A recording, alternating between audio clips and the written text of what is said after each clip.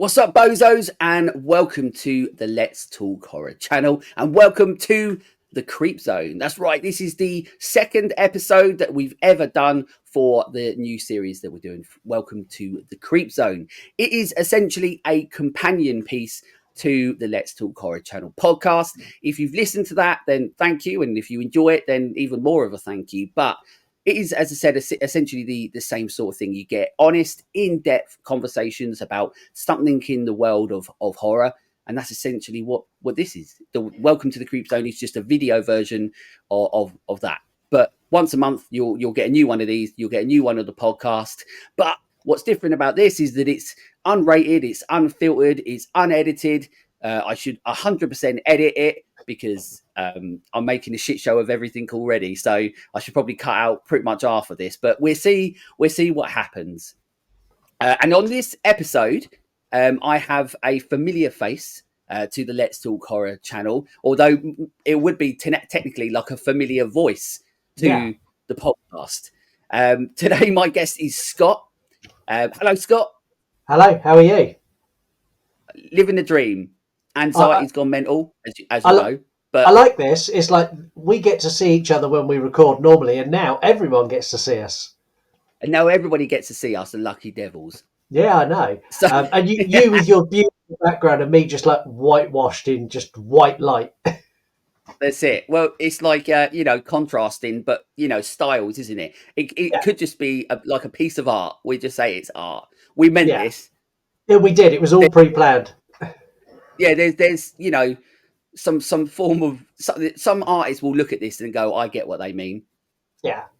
More than likely. But as I said, if you've listened to the podcast before, you know anything about the Let's Talk Horror channel, that Scott has been on my show a couple of times. Scott is my guest that I always have on my show for the Halloween special episodes that I have for the Let's Talk Horror channel podcast. So we did where we went through the entire Nightmare on Elm Street franchise.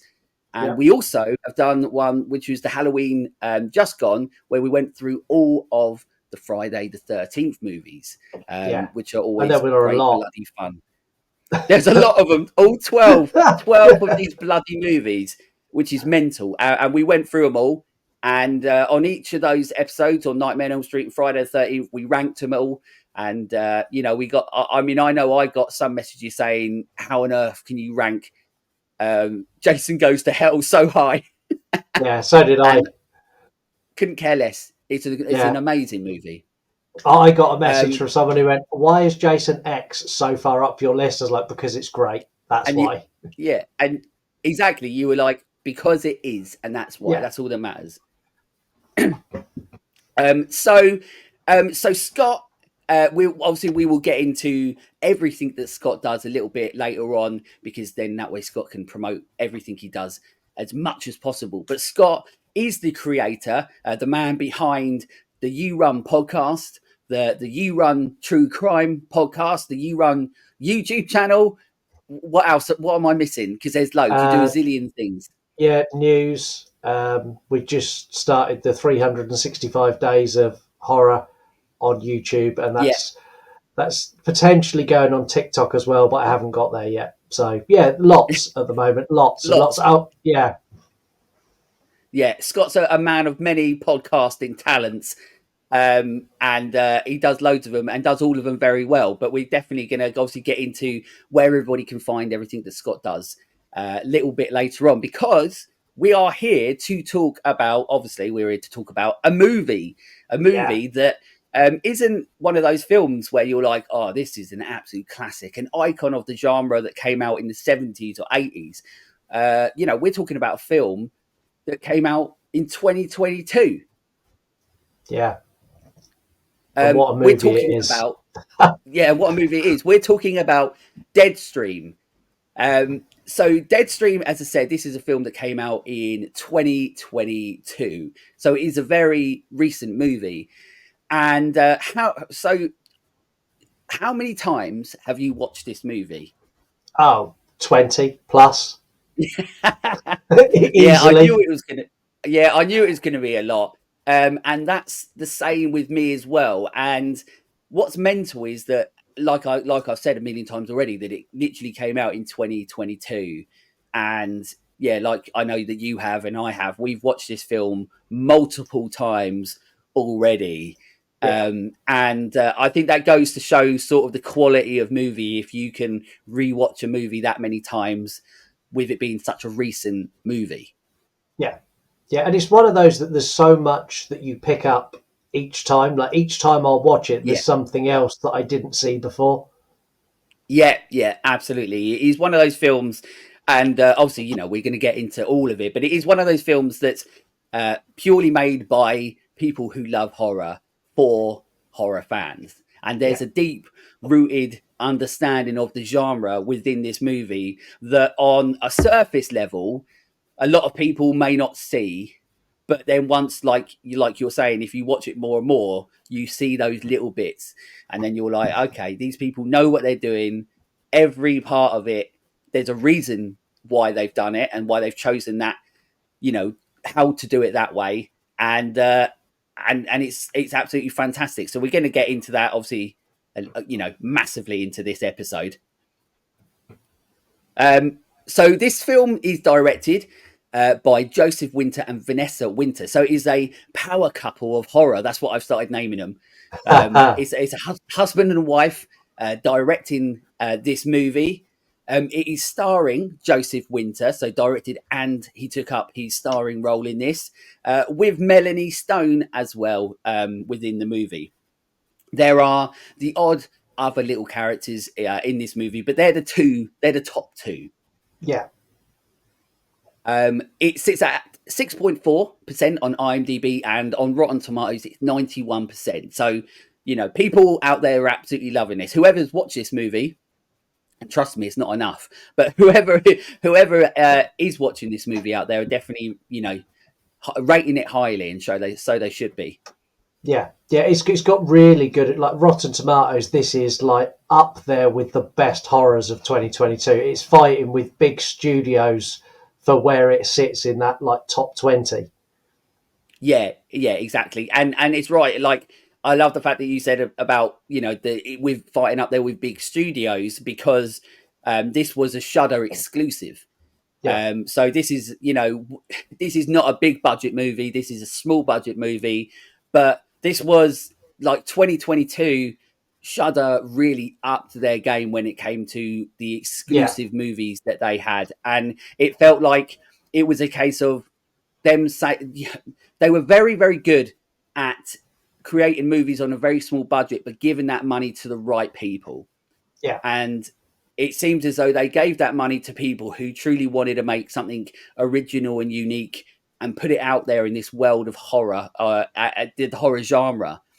And I think they did a really good job. I hope that's like a current trend. I hope they keep doing that, rather than yeah, doing that, as we know, the whole Blumhouse route, where they make some low budget movies, they do really well, and next thing you know, everything's Blumhouse, even if they're making the same movies they've made 100 times.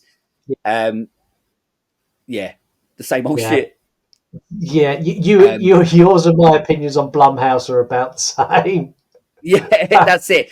Listen, it's the same as pretty much any producing company or anything like that. Any company that makes movies, your goal is to make money. We get that.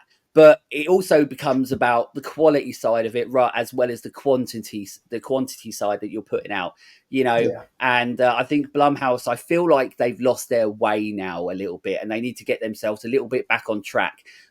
Whereas Shudder, they're still bringing out some absolute banging exclusive movies, because like I said, they're putting the money in the right places. They're giving the money to the right people, yeah, to create the right content for the horror genre. um, and they're definitely doing that when they made this movie. yeah, 100%. Yeah, that's it. So for Google synopsis wise, it says a disgraced internet personality tries to win back his followers by live streaming himself at an abandoned haunted house. When he accidentally unleashes a vengeful spirit, his comeback event becomes a fight for his life. So not bad as usual. No, Google, it is what it is. Could be worse. yeah, You don't it's want to one give of the too much away. no. That's one of the more accurate Google synopsises that we've spoken about. Yeah, that we've spoken about. I mean, yeah, we went through God knows how many for Friday the 13th, and they were Yeah, pretty much all wrong. yeah. They were like, yeah, it's a Friday the 13th movie. It's got Jason in it. That was about as detailed as they got. That's about it. And just but this one's in space. Yeah, he's gone to New York this time. That's it. But yeah, as it goes, that is what it is. But essentially, that's what the film is. So in this film, you are following Sean. Sean is the main character, said played by Joseph Winter. He is a disgraced internet personality, as it says there. He creates, I assume that it's YouTube videos, and they look like little like prank sort of videos that he does that are Yeah, absolutely hilarious. they're very like the videos that he shows, like all of his little clips of where he's pranking people and he's like making homeless people fight and all that kind of stuff that you see. It very much reminded me of like Jake and Logan Paul, their YouTube when they Yeah, started, and also like yeah, very early Mr. B stuff. It's like that very early dawn of YouTube. How do we get people to yeah, watch the content? And yeah, I like it, and he is such a charismatic character as Sean Ruddy. yeah. He's really great, and he'd make a great YouTuber. To be fair, Yeah, yeah, and I think so. What's really interesting about this part, and I'll go back to sort of the start in a little bit as well, because I think the start is sort of really important to the movie. But what I like about the start to this movie is that this is almost his character in this from within the 5 minutes is pretty much like Marmite. You're either yeah, going to like it or you're going to hate it. And a lot of people who have seen this film who have commented on it or anything like that when I've done posts about it and saying how good it is how they couldn't even watch it because they found him so annoying. yeah, But the thing is that's the point. yeah. He's meant to be. Yeah, he took what a stereotypical, irritating, high end, big follow account YouTuber would be, and he dialed it Yeah, up to 11 and just rolled yeah, with it. And it yeah. works. I buy him as a YouTuber. He's so authentic. Yeah, and the thing is, like you're saying, like I would watch the videos that he's doing because they seem really funny and entertaining. But what I love about that scene is that it's almost once again, it's that repeat viewing where you keep watching it and you realize that every step of the way within that scene, every single thing that he does and says is purposeful to be annoying and to Yeah. be, like you're saying, a stereotypical or a perfect example of a YouTuber of what they are. So, like, you've got the bit where he says it's not about the money, but yet his merch pops up on the whole of the screen and you're like and you know that they've put that in there on purpose. Or the bit that makes me laugh is where he says about how he's not been scared by something or whatever until he watched the first half of Ghost Dad Yeah. and little things like that. And I was just like, I remember when I was a kid watching Ghost Dad, and so then straight away you get like punched in the nostalgia face. So there's loads of little things like that and you're like, when the more and more you watch this movie, the more and more you realize how well and how purposely it's constructed to be what it's trying to be. And that scene Yeah. at the start is a prime example of listen, you're on this journey with this person and you may or may not like him, but you're probably going to learn to love him. And if you don't, then you've mugged yourself over. Yeah, he's very dislikable at the start, and it's Yeah, great because it sets up his character arc. Because he's yeah, let's be honest, he's dislikable for probably 85% of this movie. It's only towards the very tail end you kind of go, yeah, okay, I'm on board with you now. I want you to do well now. But for the most part, you're like, I really want you to fail. I don't like you, and that's it, because we've all been there, haven't we? Where we've been, watching YouTube, or like my daughter will sit there watching a YouTube video, and you're like, these people are fucking douches, and and you sort of feel like that towards Sean yeah, when you're watching this movie.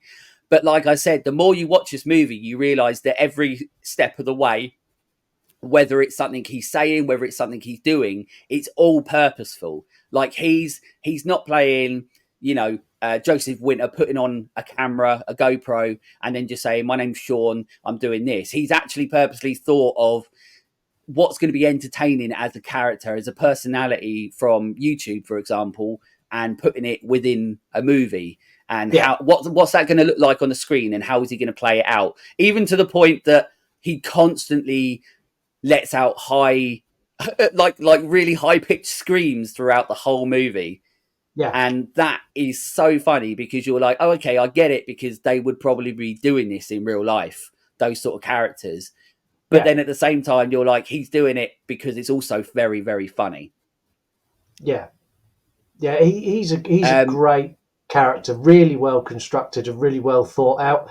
And like the amount of references he does throughout this opening bit, where he's saying that he's lost his sponsorship, and this video he's yeah, going to do is the one that if he does it right, he can get his sponsorship back.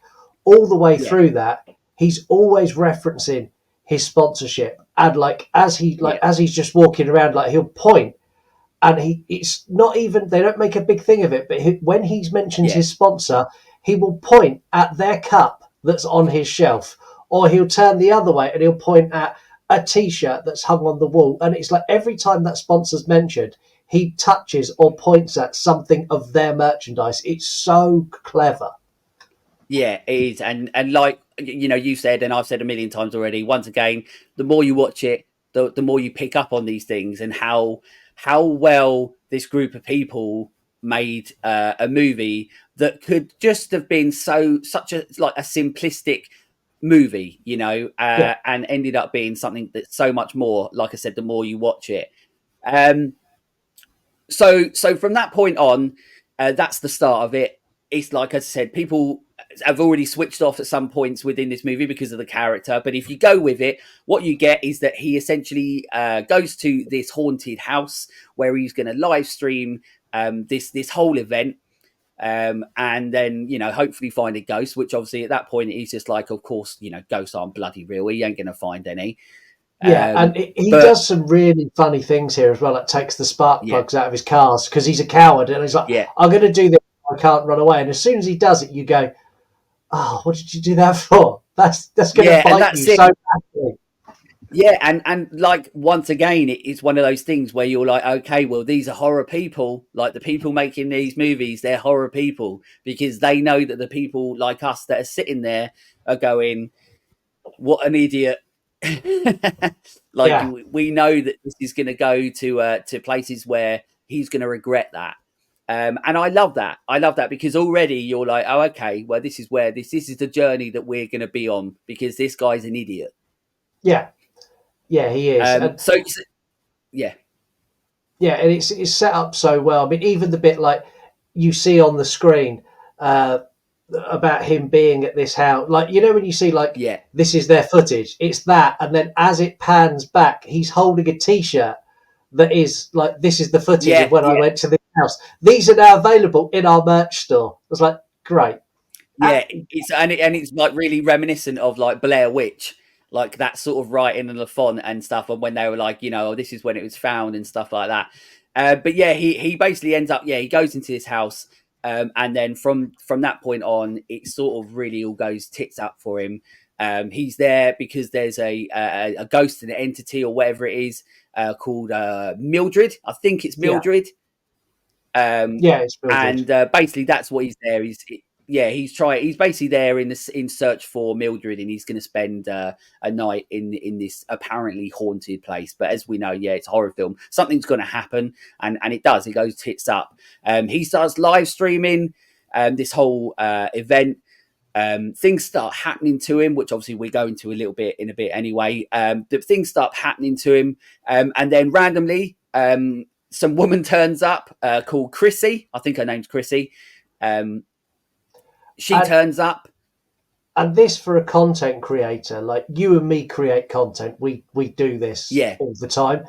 This is a genuinely scary concept to be yeah, in a yeah, location on your own and have someone yeah, who's listened to you or watched your show and feels like they know you and you don't yeah, know yeah, them. That really scares me. I don't like instantly I went, oh, that's the worst thing in the world that could happen to him right now.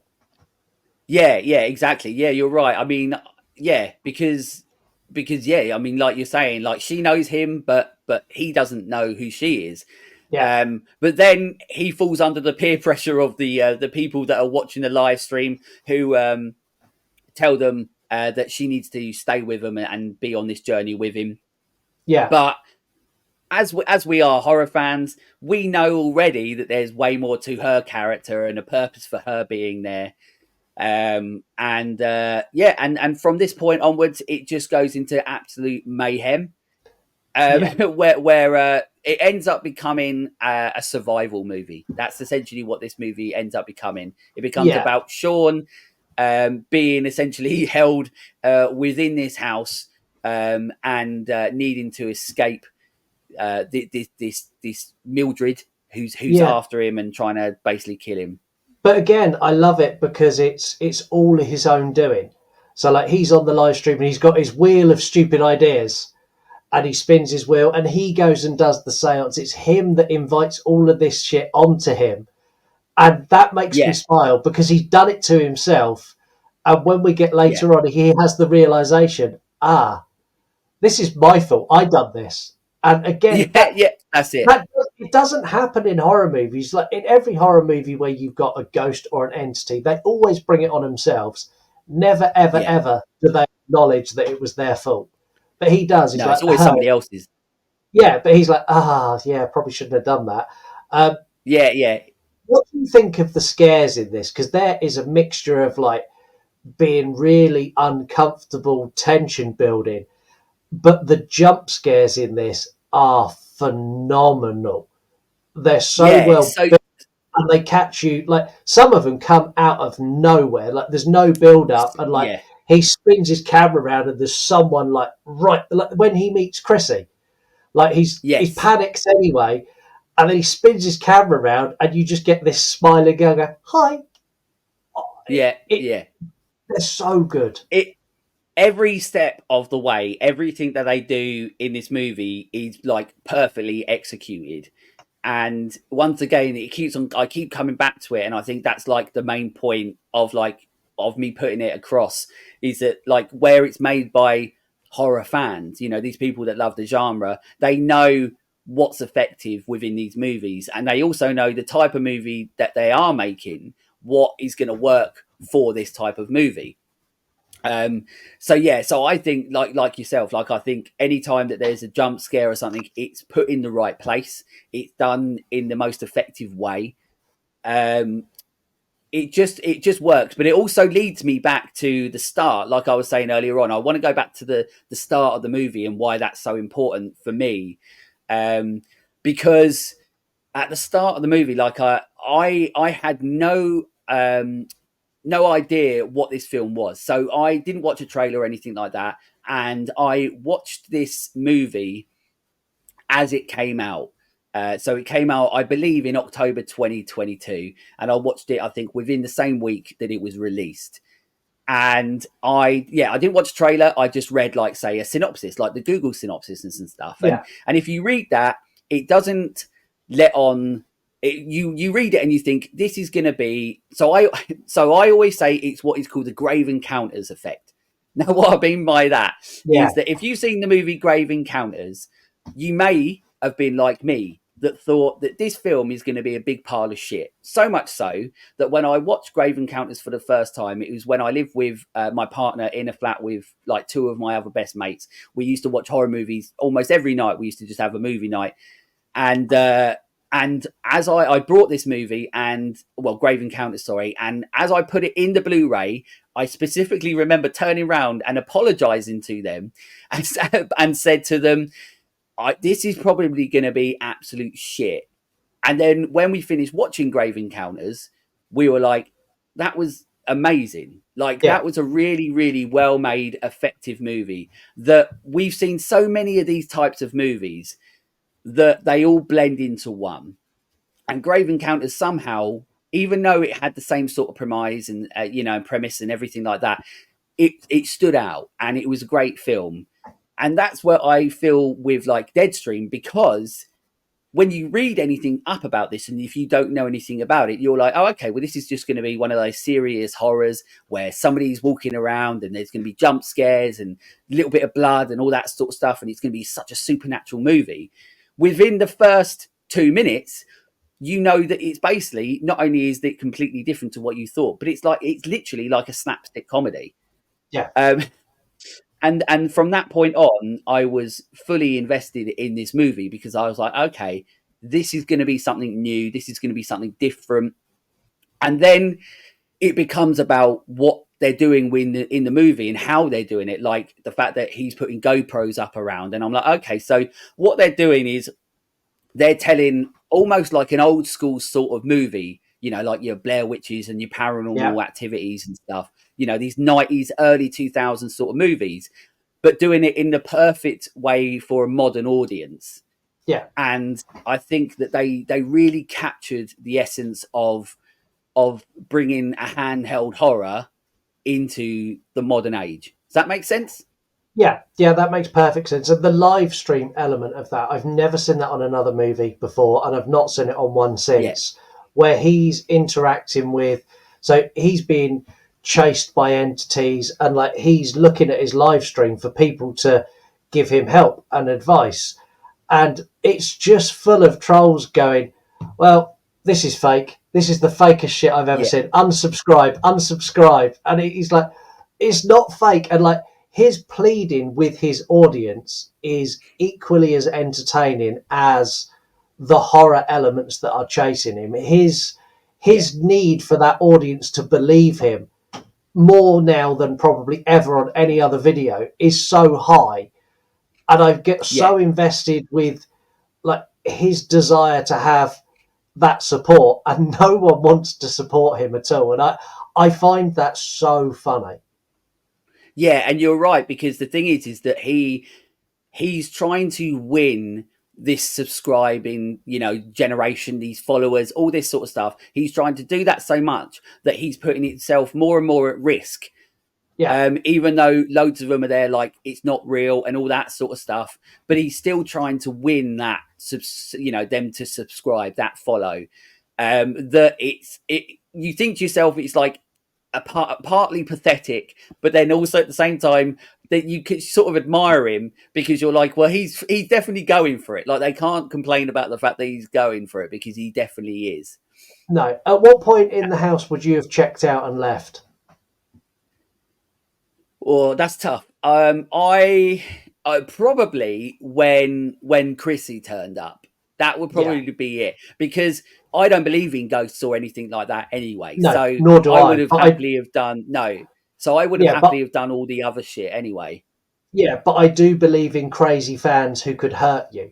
Exactly, because you get the logical side. Like if you're like me, like my brain is constantly working about the most logical solution for everything. That's just the way my brain works. Like I have to go a certain way if I go to the shops because it doesn't work in my brain otherwise. So everything has to be like there has to be a reason, and at that point, there would be no logic to stay there and then go. Do you No. know what? It might be worth getting all these subscribers and making more money. But then at the same point, you're like, okay, but this literally could cost me my life with this person that I don't know. Yeah. So that's when I'd Yeah. fuck right off. Yeah. But me too. And she's really creepy as well. She's really like Yeah, she is super fan. She's like, oh Sean, I love you. You're so amazing. I'll be like, no, I'm gone. We're done. yeah, I'm gone. Yeah, I'll give you an autograph on the way out. Um, Yeah. but yeah, but also yeah, Melanie Stone as Chris, she's fantastic in the movie. Like you're saying, she's creepy within the movie. You start off and you're like, oh, okay, well, maybe this, maybe that, but then at the same time, your brain's going, well, like where this is going to go, and I think that's what they do really cleverly is that it's not, I wouldn't necessarily say it's a predictable movie, but it's a movie where if you've watched horror movies and movies in general, then you know the structure of a story like this, where you're like, okay, well, this is where this is going to go, and this is, this is where this is going to go. So there is that predictability to it, but it's the how do they achieve it and how do they get there from point A to B. That's what makes films like this exciting. Yeah, it's like I knew roughly where this was going, but I Yeah, did not expect the level of practical effects. I did not yes, expect the level of how much can we channel Sam Raimi Evil Dead 2 into our movie. yeah, Like, all yeah, of that caught me so off guard. And when you first see the first monster that's in the bed, it's like, whoa, whoa, whoa, whoa, whoa, whoa, hold yeah, on, where are we getting? That's not what, like, I'm expecting a ghost. I'm expecting doors to slam. I'm expecting like a jump scare of a screaming woman. I'm not expecting yeah. like a monster with another monster growing out of it, like dragging itself across Y- the floor. Like that, I didn't see that coming. Yeah, and I love that because you're right. So there's two films that this movie remind me of. Obviously, there's always going to be more, but this film, as you've rightly said, reminds you very much of Evil Dead Two. Um, because one, not only is it a character going through a ridiculous amount of punishment, just like Ash Williams does, as we know, Yeah, but also it's the fact that it is a comedy. It is a slapstick comedy where almost anything goes, not just in regards to horror, but in regards to it's almost like juvenile comedy that I absolutely love. Uh, at multiple points within the movie, Mildred puts her finger up Sean's nose, yes, which is absolutely. I mean, it's so funny. I mean, look. So I've got the Deadstream T-shirt, and the fingers going up his nose on it. yeah, yeah, and So uh, it's little things like that that are just so you kind of go because when she sticks the finger up the nose the first time, you got to go ugh, but his reaction yes, makes you laugh. So it's like, oh, yes, that's gross, but that's also really funny. And to get that yeah, balance, not there aren't many great horror comedies. There really aren't, and this no, is one of them. yeah. And what's funny about that, and you're right as well, like about the whole nail thing, like. So what's brilliant, and it once again it goes to show how expertly crafted it is. But 1 minute that's really funny. Putting her finger up his nose is hilarious. But in one of the points where it happens, then you're grossed out because the nail is still stuck up his nose and he has to pull it out.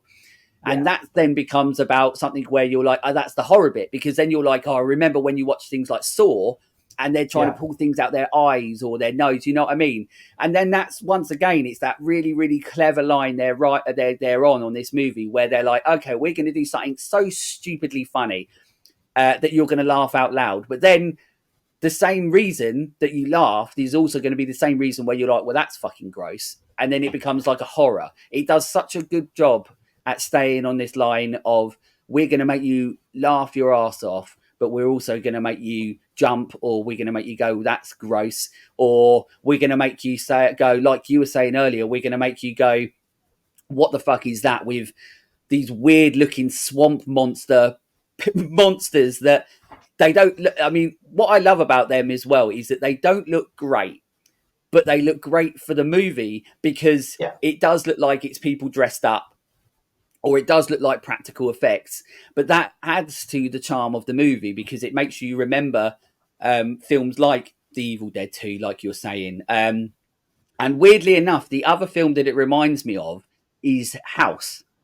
yes. Obviously, not Oh, the not the TV program with the guy with a dodgy leg, no, but not it makes not me Hugh think of Laurie. House.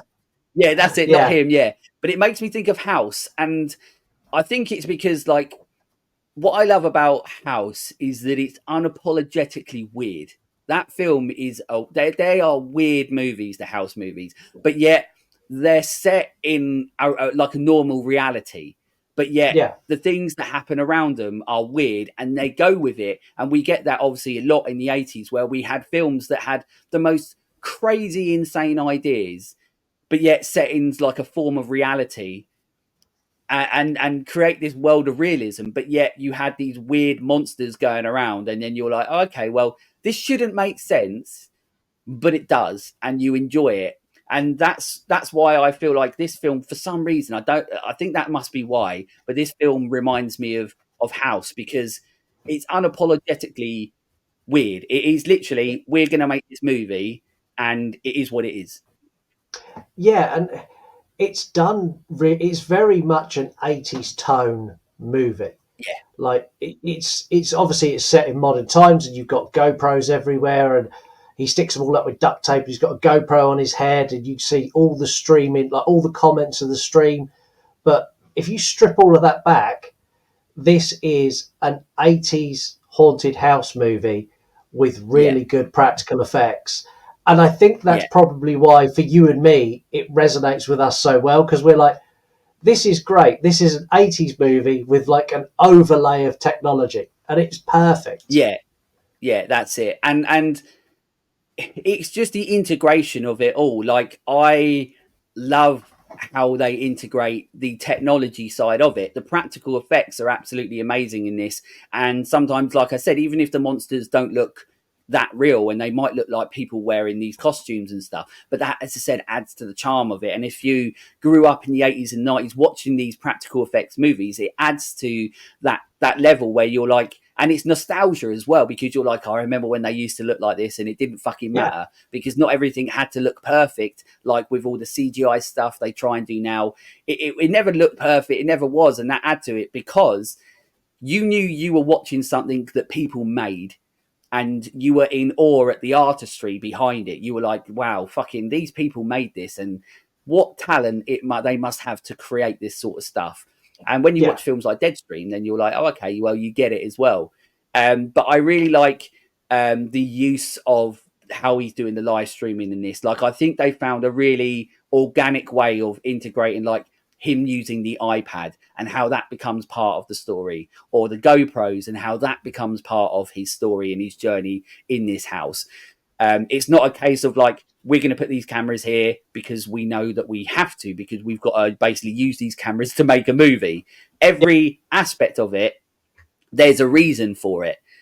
And I like how they integrate the camera, the use of the cameras in this movie. But one of my ultimate favorite integrations within the movie is the soundtrack. yeah. Yeah, his soundtrack's great. So not only is it amazing because Joseph Winter made the soundtrack as well, he did the score as well, which Oh, is that's cool. insane. Like ridiculously talented man. So within the movie, it's integrated by a cassette player. So he's made his own music, and within the movie, when he's going off to, like he does at the start, when he's heading towards the building, or any point where he's trying to add the drama to his live stream, he literally pulls out his cassette player and presses play to this old school sort of John Carpenter style synth music. Yeah, And I laughed out loud when I saw it the first time for that, and then every time I watch it I love it so much, because what a unique and original idea to integrate music into a movie. yeah. um it's so cool.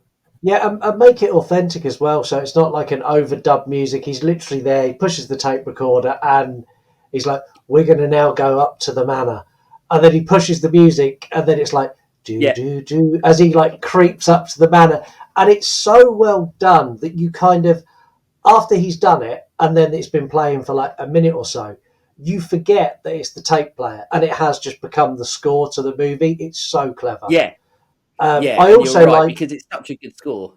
Yeah, and I also like the fact that they go full circle with the gaining followers. So he's trying to get a big followership, and he's trying to get his sponsor back. And the ghost that's haunting the house is a writer, and she's trapping Yes, souls in the house so more people will listen to her read her books. Which is it, and when he has the realization, he's like, "You're just a low down like fan hound yeah, like yeah, I am," and this yeah, realization that like the thing that is now trying to trap him here is him. It's the yeah, it's same him. And character. yeah, and it's yeah, it's just such a clever idea when you get to that. And this film is full of little clever ideas like that. That it's such a thoroughly entertaining movie, and it just continues to, even though you sort of, as I said, like you sort of know where it goes, it still continues to surprise you in not just like horror sort of style ways, but obviously the really, really funny slapstick ways. So Yeah. sort of halfway through the movie, obviously, you know, it ends up fight, you know, you sort of find out, well, not halfway, but you know, around there, you find out that Chrissy obviously is Mildred or whatever. And then it all sort of goes mental from there. She becomes like Mildred, and she's sort of after him. But then there's a bit where he finally finally escapes the house by literally jumping out the top window, Yeah. and it's absolutely hilarious. But it's so well shot, that scene, because it's a quick shot of him jumping out the window from within the house, but then you get the full shot of him, like the camera's like somewhere, I don't know, on a tree or on the floor outside, and then you get that full shot of him jumping out the window, and it is absolutely hilarious because once again you're expecting just the scares and everything, but you're watching once again a comedy, and Yeah. I laugh every time he jumps out the window. It's so Yeah. funny. I do. And the funny thing is, like, because he threw the spark plugs away earlier, as soon as he jumps out of the window, you get that great shot where he comes down, you see him hit the deck.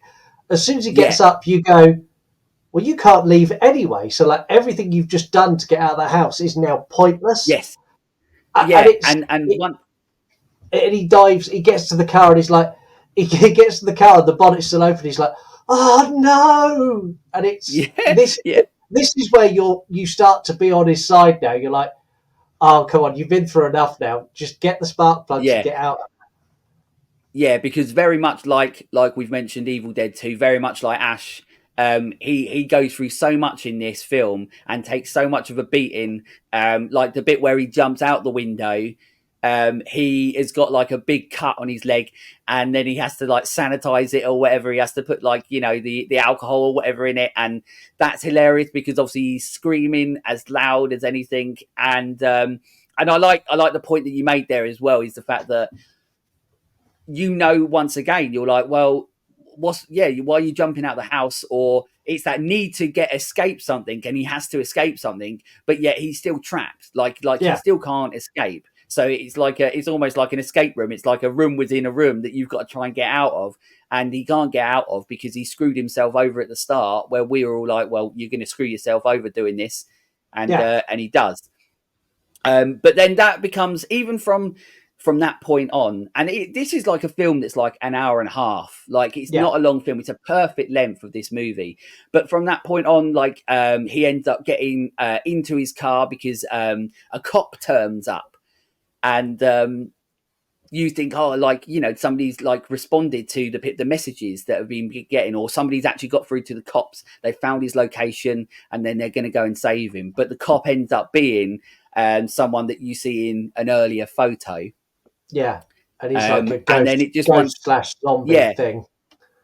And then once again, it becomes another thing where he is trying to escape another ghost, another haunting, and even within that scene, you're like, this film could have easily gone down the route of trying to be like really serious and really terrifying, and I think it would have really succeeded, because, you know, this scene could have easily been a scary scene. You know, this person comes along, you think it's a cop, but it's not.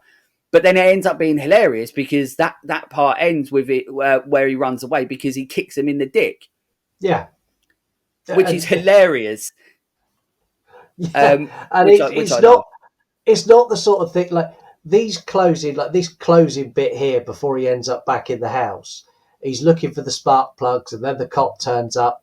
Like, the kick in the dick and the realization that he broke his iPad and the need to go to his car to Yeah, get a fresh iPad. All of this stuff is like, it's like pressure upon pressure upon pressure. But his reaction to it, he's just having such a meltdown that yeah, it's so entertaining to watch. At this point, like, I think, had that character been given the option of, we'll put you out of your misery now, he probably would have taken it.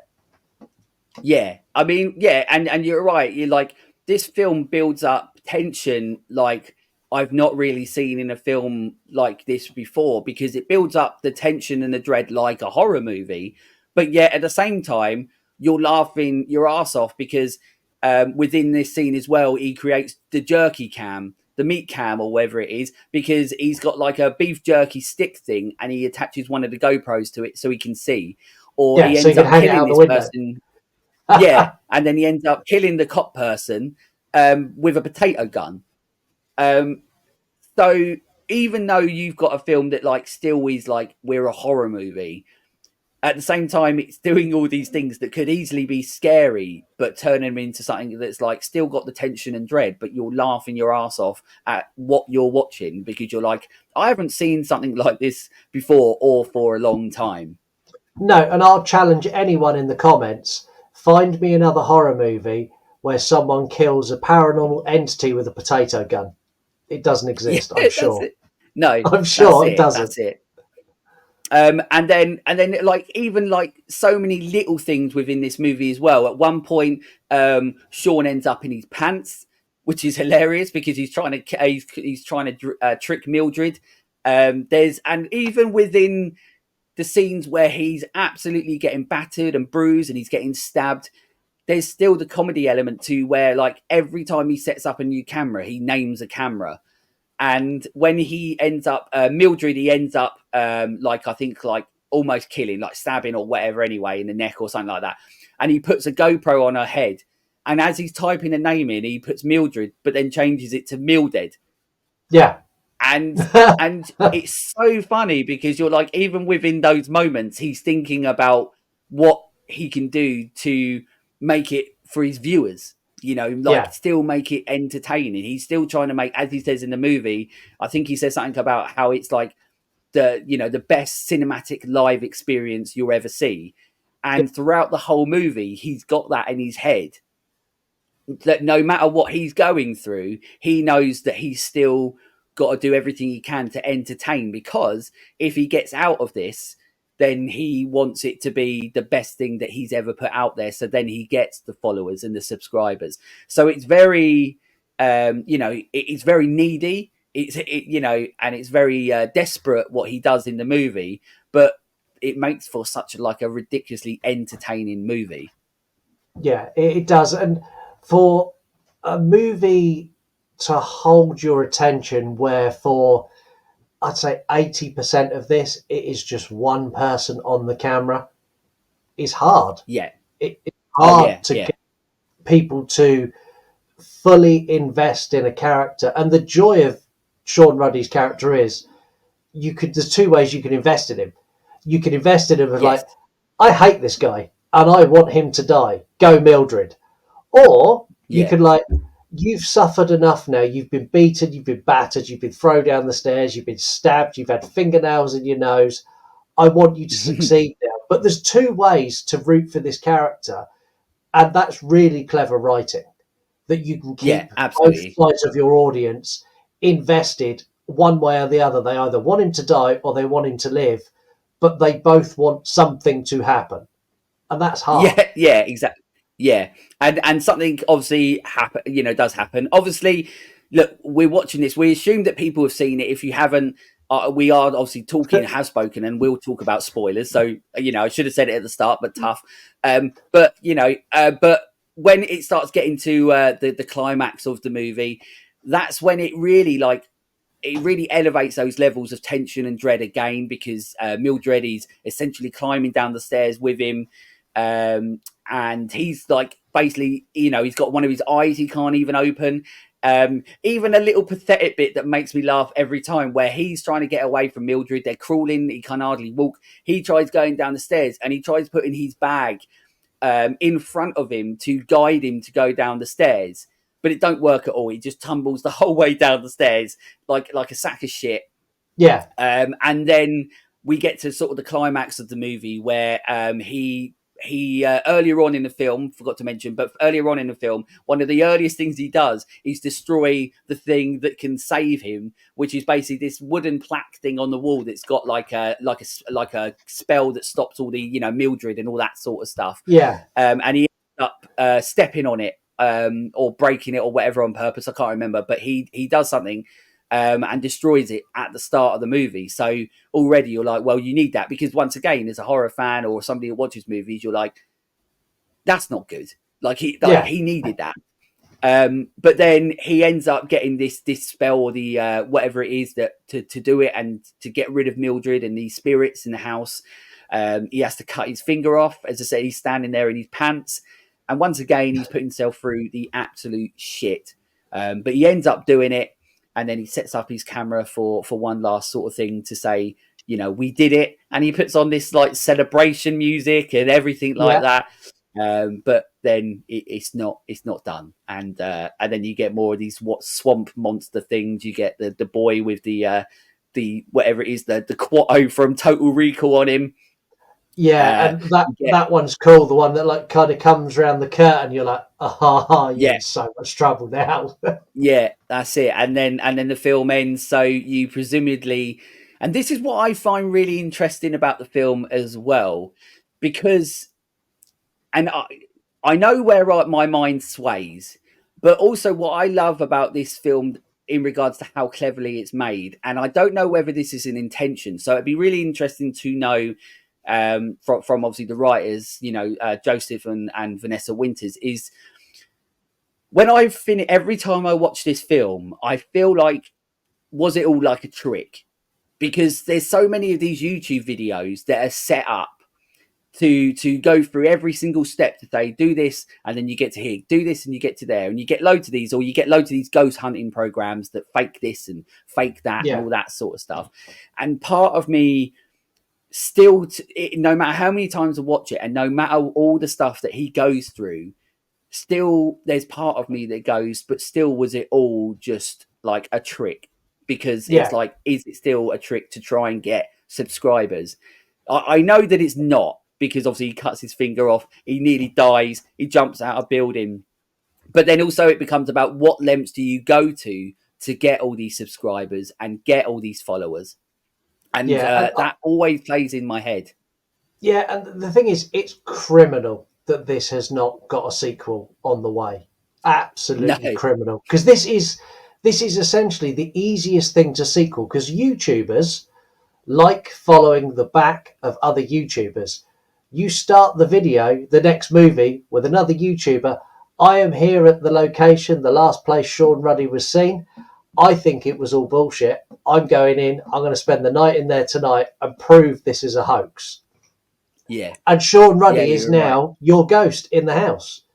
Yeah, yeah, that's right. And then then it becomes about you can make it that Sean like may have been there and has sort of come to terms with it, and then he's playing like childish pranks or that sort of stuff. But you're right. There's a lot of places that it could go. But at the same time, I'm one of those people where it's like, do you know what? If you make something this good, as much as you want to see where Sean's journey as a ghost can go, or whether Sean actually did escape and he got out, because obviously we don't really see him, we don't see him die. No, Um, so we can't assume, we can assume that he is, but we can't say for definite that he did. So is it a case that he did get out? So there are places that they could go for a sequel with this, but I am very happy if nothing ever happens with it, because I don't want something. I think this is such a gem of a movie and such a unique movie, and has so much originality to something that could have just been like a run of the mill handheld horror.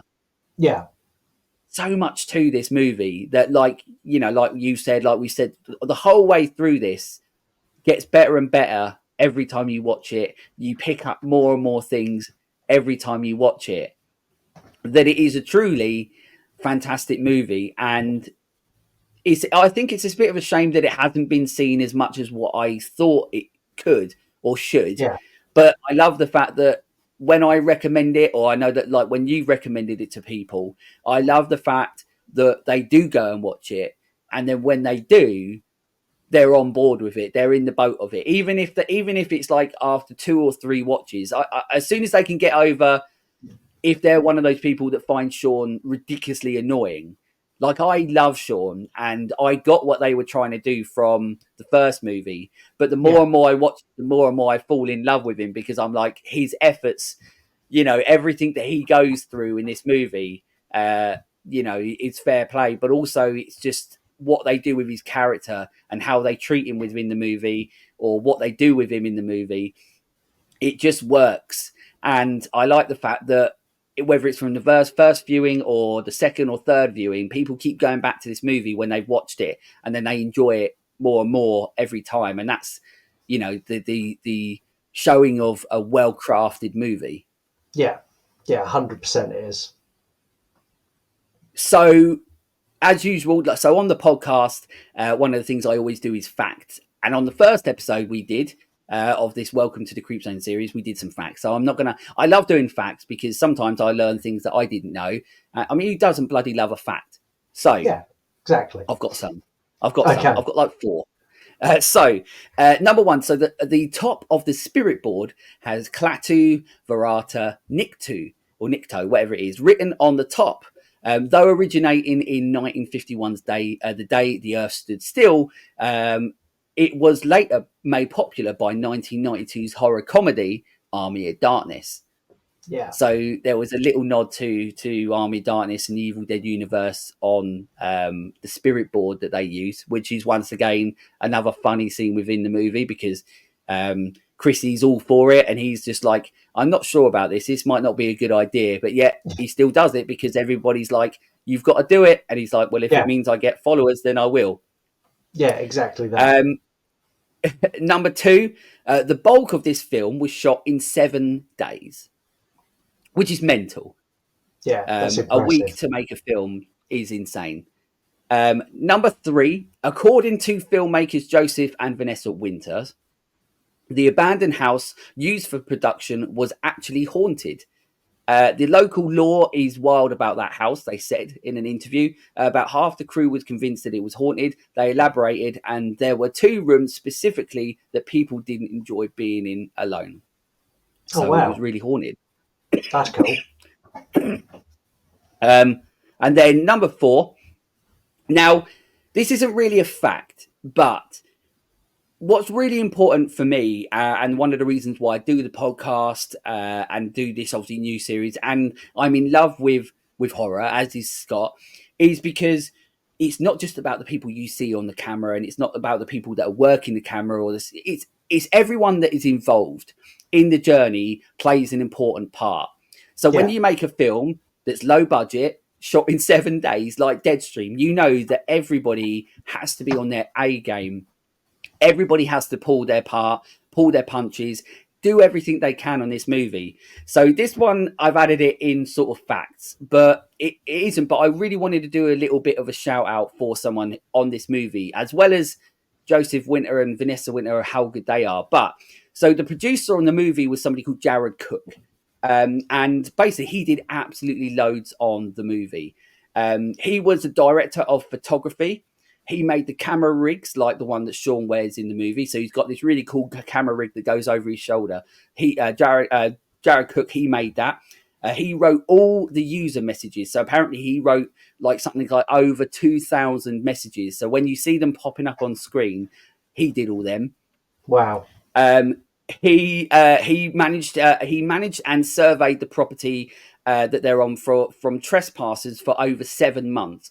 So while they were making, before they even started filming the movie, they were, sorting the property. They had to make an extra floor within it, within the property, and make it safe and restructure and all that sort of stuff, so they could film in there or get the shots they needed to.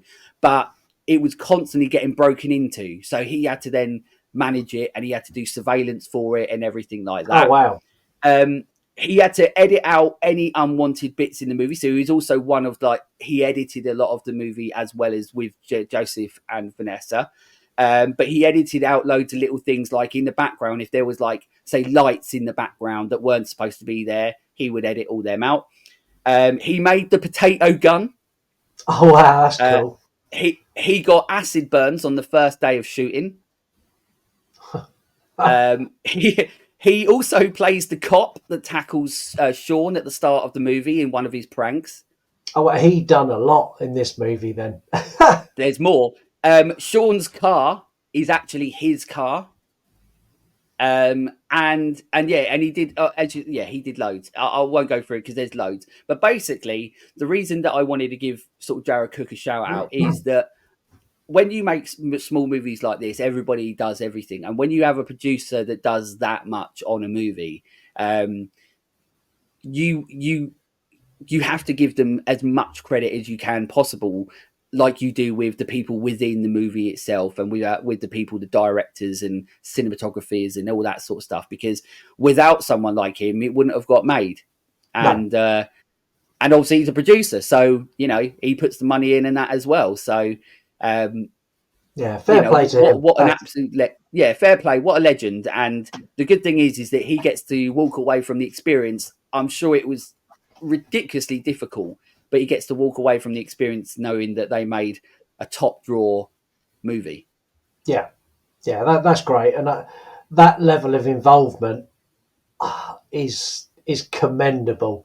That's not Yeah, just like turning up and doing a bit. That's like, I'll do whatever you need. What do you need? Well, we need this, this, this, and this. Yeah, no worries. I'll do that. That's great. Love yeah, that. yeah. That's not a Hollywood producer sitting down on a chair for one day saying and getting involved and going, you should be doing this, you should be doing that. This is a person who's there to aid the people creating the movie and then give them the best experience by giving everything that he can for it and for that Yeah, movie. And so Jared Cook, not that you'll ever see this, but there's a little shout out for you for being obviously one of the best producers in the world. yeah. So the only other thing with the movie that I want to go through, so like I've mentioned, so throughout the movie, there are all the comments and everything. They pop up on screen when he's looking at his laptop or his live stream, his iPad. He's looking at the comments where people, like you said, were saying, I'm unsubscribing. This is shit. This isn't real. I'm leaving. Or you got the people telling him and saying, there's a ghost here. There's a ghost there. But some of them are absolutely hilarious. So the last time I watched this movie, which was for prep for doing this episode, I wrote down some of my favourite ones that they did. So these are my favourite ones that I've got them written down here. So what somebody wrote, please fart. Literally it. What that's got to do with it, I don't know, but they wrote please fart. Wow. When Chrissy turns up, somebody put denim, and that's it. They just put denim ? Because Chrissy turns out and she's like double denim, I think. Yeah. So and I love these because they are literally like things that people would be talking about and putting in the comments, like when they're absolutely pointless. So this one made me laugh a lot. So when they're doing a Ouija board, somebody was obviously supposed to type Ouija boards don't work, but they had a spelling mistake and put wedgie boards don't work, which made me laugh. Somebody randomly put I had a sixth finger removed when I was a baby.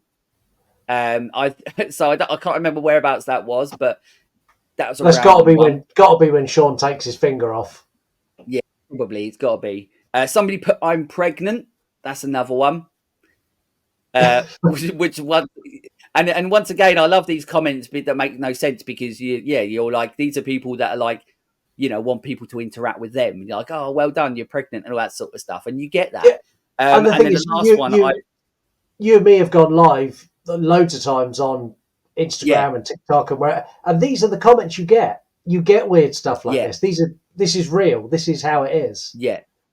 And then the last one I've got was that somebody put, my dad says you're an idiot. Yeah. Which is hilarious, and also it made me laugh because I know that is like, I feel like that's the sort of thing that my daughter would have to put on some of her YouTube videos, because I'm sitting there also saying that these people are idiots. So I can relate to that one. But those are I sort of do like, a lot. Like with my boy, he'll be sat there watching someone. I'll go, who is that moron, and why are you watching 37 hours of his content this week? That's it. Why? That's it. Yeah, you're literally watching a full-time working contract's worth of this person's content, and they're an absolute moron.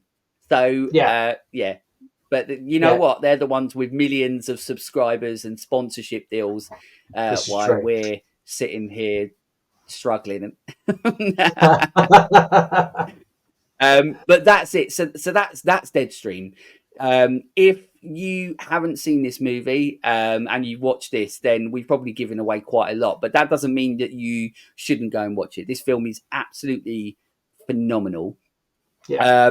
If you have seen this movie, then go and do what me and Scott have done. Watch it a million times more because it's that good. Because, yeah, you will keep picking up on things. Or I guarantee that if Sean annoyed you that much when you watch it on the first one, and then he does on the second one, by the time you watch this 10 times, you'll love the guy, Yeah. and you'll think that his efforts are valiant of what he goes through for his subscribers and his followers, and to get these sponsorship deals and everything like that. Whether he survived, I don't know. Only Joseph and Vanessa Winter can tell us that. But what an amazing film these two have crafted, and the whole team, like I've mentioned, Jared Cook, the producer, the whole team created a absolutely timeless movie, because this is a film that's on my Halloween watch list. Well, will be forever. Yeah, me too. Every single October, I'll watch. I probably watch this. I spend a lot of time on Shudder, and I'll spend a lot of Yes. time going, "What do I watch? Do I watch this? Do I watch this?" And I'll scroll for 25 minutes. I go, oh, "Fuck it, I'll watch Deadstream again," and I do Yeah. that a lot, Yeah. a lot. Yeah, and Deadstream is perfect for that, because you can be in the mood for watching a movie and go, do you know what? I'm going to watch Deadstream and just watch it. Or you could be doing something like, some prep or something like that, or some work, and just put Deadstream on, and then you'll pop Yeah, up and you'll be like, oh, this bit's hilarious, or this bit's creepy. Or this is the lovely like type of film that I absolutely love, where you can put it on with your friends, whether it's a load of friends at a party, or whether it's just like 3 or 4, whatever you've got over, and you're like, have you ever seen Deadstream? And then they sit there and then they enjoy it as much as you. This is like a universally uh, loved movie. Like, this is also like a gateway movie as well, like a gateway to horror, where yeah, it's so funny, but it's got the odd bit where people that don't know horror or don't really like it that much can still watch it and enjoy yeah, it. So yeah, that's Deadstream. Make sure you go and watch it if you haven't, and if you have, keep watching it a million times. And I cannot wait to see what comes next from Joseph and Vanessa Winters, the power couple of horror. yeah. I'm with you on that. I can't wait to see what they do next. I can't wait. If you do want to see, obviously, I'm sure that you probably have, Scott, but if anybody does want to see anything else they've done, they did, I think it was the last segment on VHS 99. So I don't think that's the latest VHS. They did the one before, but the last Yeah, segment, and funnily enough, the best segment of the yeah, movie, they did that. Also, Joseph Winter is in it. And Melanie Stone, who plays Chrissy, she's in that as well. But it has that sort of Deadstream feel to it, that sort of segment within it. But I hope that they continue this. It'd be interesting to see what they do within the world of horror if they go outside of found footage or handheld horrors. But I'm on board for whatever they do, because you can watch this movie and tell that they understand and love the genre of horror. That you're yeah, like, okay, I think whatever they do is probably going to be in good hands. yeah. I agree. That's it. Well, there we go. So, Scott, now's your time. Now's your time to tell everyone where they can find everything that you do for the You Run network. Oh, I'm going to call it network. Yeah, well, it is now. You'd think I'd have got better at doing this the amount of times I've had to do this now, but I'm still no good at doing it. Well, you got pretty YouRunPodcast.com. pro when you did Friday the 13th, so Yeah, YouRunPodcast.com is the easiest place to find everything we do. There's links to everything we do on there. There's links to YouTube and to true crime and to horror movie review and horror movie news. There's a link to my movie there. There's also a link to all of the other shows that are part of the You Run Podcast Network now as well. So yeah, YouRunPodcast.com, or any social media you're on, type in You Run Podcast and you'll find us. We're pretty much everywhere now. everywhere. That's it. And Yeah, that's all you got to do. Make sure that you do go and listen and watch and follow and subscribe. It sounds a bit like Deadstream this, but everything that Scott does with his brilliant co-hosts as well. It's ridiculously entertaining. Everything Scott does is entertaining and it's fun, but also it gets to the points that he's trying to make, which is horror is fucking amazing, and there's so much to love about it. And we're both lovers of this genre, and everything that Scott does over at You Run is another example of where you can see somebody's love for the genre within all the work that he does and all the content. So if you are a fan of horror, then if you haven't, then you need to go and follow and do everything. Subscribe to everything that Scott does. You bloody better. Yeah, and also Simple while as that. you're watching this now, if you're not subscribed to the Let's Talk Horror channel, click subscribe. It's just below the video. It takes you like a second. Click subscribe and click the notification bell. Really helps. Simple as that. It's Yeah, all bloody free, and we love doing this.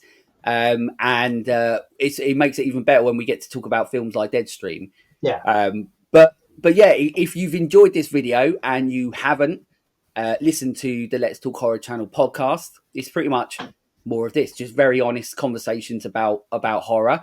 As I said, Scott's been on it, and I'm very fortunate to be able to speak to so many amazing horror fans out there on the podcast. So, like Scott said, for his stuff, all you got to do is click on anything, any platform, and then look for the Let's Talk Horror channel. You can look for the You Run podcast, everything like that.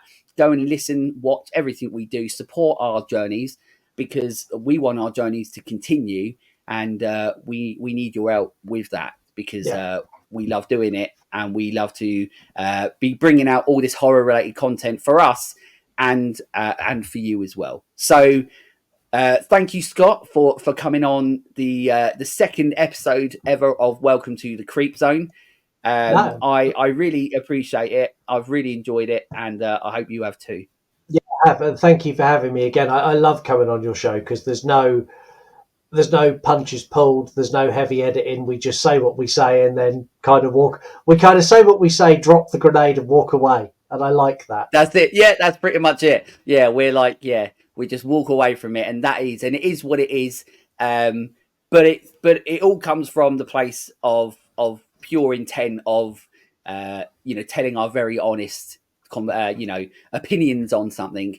Yeah, But it's always going to be constructive, and that's why a lot of the time people will always know that I always tend to talk about something I love, like Deadstream, because then we can really get into a proper conversation about how incredible a movie is and how all the people that made it are. yeah. But look, thank you, Scott, so much for coming on. Welcome to the Creep Zone. Thank you for having me.